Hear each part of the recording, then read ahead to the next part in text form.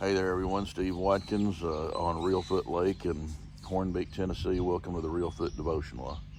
I haven't done one of these in a couple of days. I thought I'd get back to it. We've had a little bit going on. We're trying to get our hunting and fishing lodge running streamlined with guests in and out of there. Fishing season is about to heat up, and I'm launching a food truck here in town in about 2 weeks or less, so there's a little bit going on, but I enjoy doing these and I'm going to keep doing them. I may ramble a little bit today, and I'm not even really necessarily talking about a particular verse of scripture, but I'm in the backyard, and it's a beautiful spring day. It's a little cool, but the wind's not blowing, the sky's blue, and something came to mind from my past. My wife went home to Jonesboro a few days ago, and my mom back in Jonesboro, who has always been an avid gardener. I wish I had taken a picture of it to show y'all. It was a wagon full of, she had dug up flowers, jonquils and echinias, and she sent me an elephant ear bulb and several hostas and a lot of other stuff. And it's a great day to be out here and plant it. Soil's soft, and I can dig holes and just get it in there and water it. It'll take off here in a few days as the temps warm up. But it made me reckon back to my childhood, and it's one of the things we are certainly not a remarkable family. We're just average, ordinary people.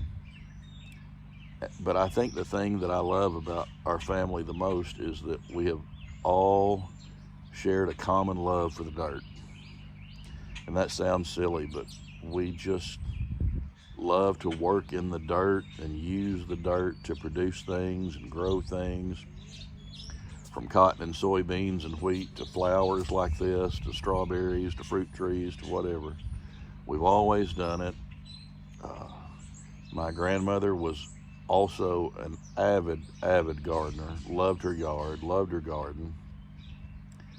She always passed things down to my mom. My mom has always passed things down to me wherever I've moved across the country. And so we're getting another new start with all this stuff Mom sent me today.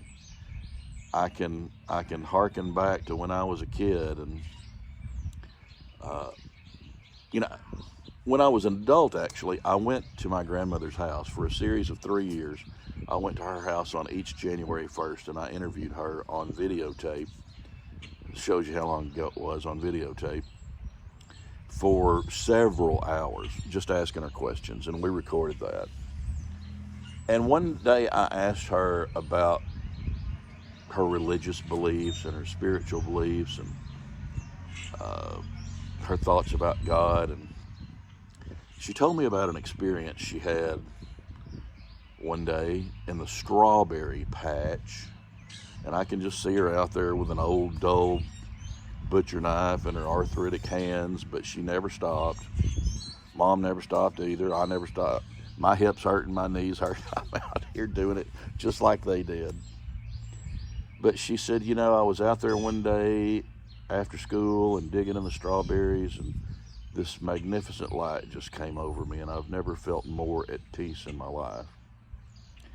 And I was a young guy then when I interviewed her, and I didn't understand that until I had shared somewhat of a similar experience in my 40s.